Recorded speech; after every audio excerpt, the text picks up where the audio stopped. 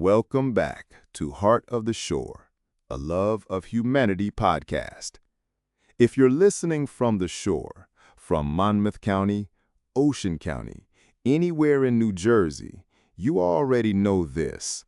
Life feels a little less predictable lately. Groceries cost more, schedules are tighter, and the weather? The kind of weather that can knock out power, flood roads, cancel work, or close schools, it shows up more often than it used to.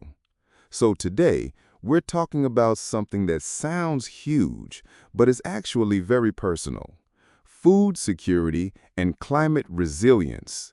In plain language, food security means, can you reliably get enough food for your household, food that fits your needs, your health, your culture, your budget?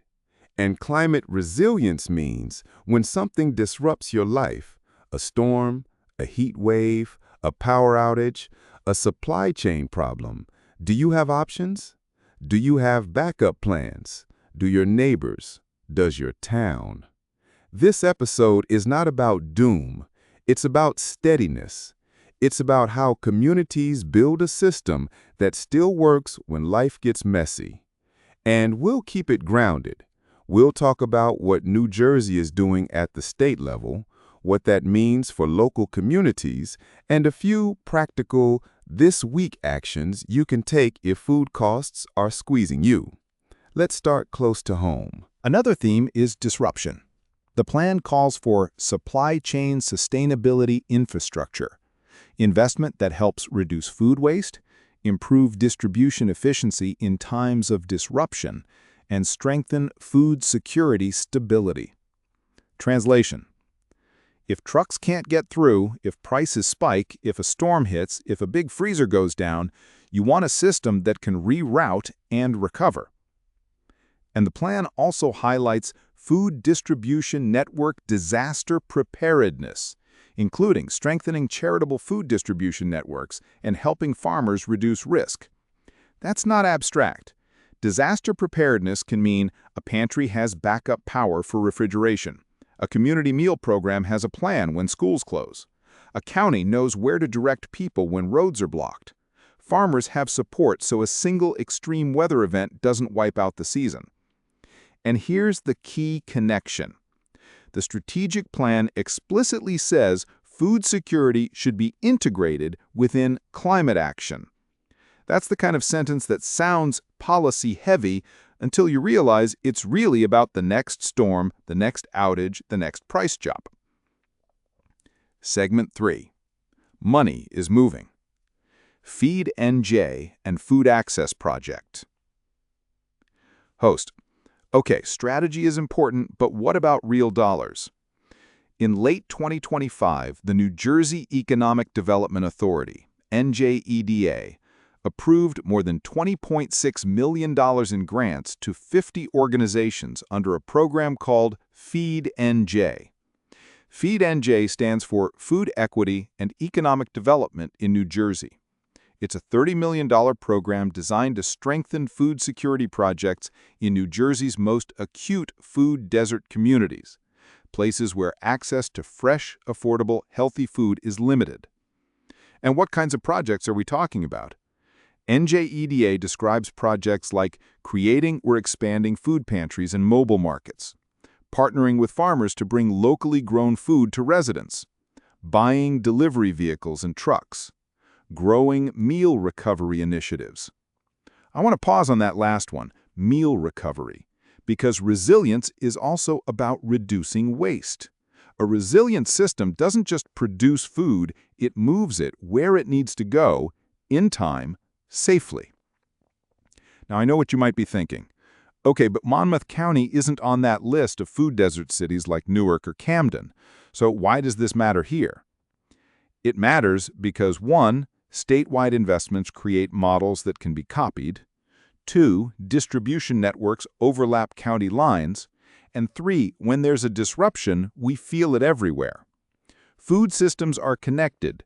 If one part is fragile, the shock travels. If one part is strengthened, the benefit spreads. Segment 4. what climate resilience looks like in the food system. Host. Okay, let's make climate resilience concrete. In the food world, climate resilience can look like 1. Storage that survives disruption. Cold storage matters. If a pantry has fresh produce but no reliable refrigeration, food can spoil fast. If there's a power outage, backup systems matter even more. 2.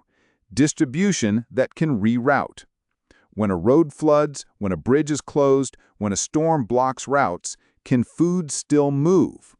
That means planning, vehicles, partnerships. 3. Reducing waste so supply stretches further. If you can recover safe surplus food, you increase supply without increasing cost. 4. Local food economy infrastructure. When more food is grown and processed regionally, the system is less dependent on long-distance shipping. That doesn't mean New Jersey grows everything we need, but it means the system has more backup capacity. 5. A stronger network of community organizations. In a disruption, people don't want to search the internet for 3 hours. They want one clear answer. Where can I go today?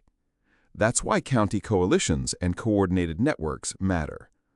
And I want to say this gently but clearly. Resilience isn't just a government job. It's a community practice. Some of it is formal, programs, grants, infrastructure.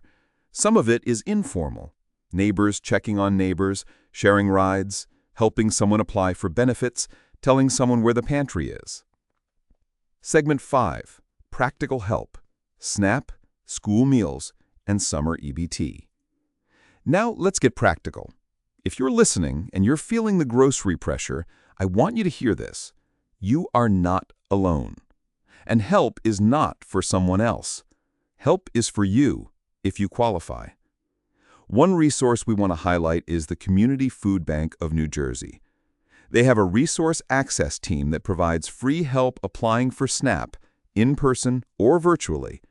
And they also help connect people to other supports, like utilities assistance, school meals, WIC, and summer EBT.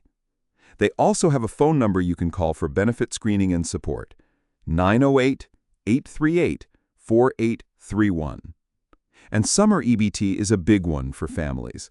The Community Food Bank of New Jersey notes that summer EBT provides $120 per eligible child for the summer on a new EBT card to help cover groceries when school is out.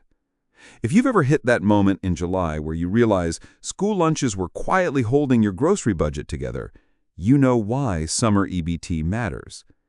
A quick note, different organizations cover different counties, so even if a statewide nonprofit isn't primarily based in Monmouth County, they may still be able to direct you to the right local partner, and that handoff can save you time.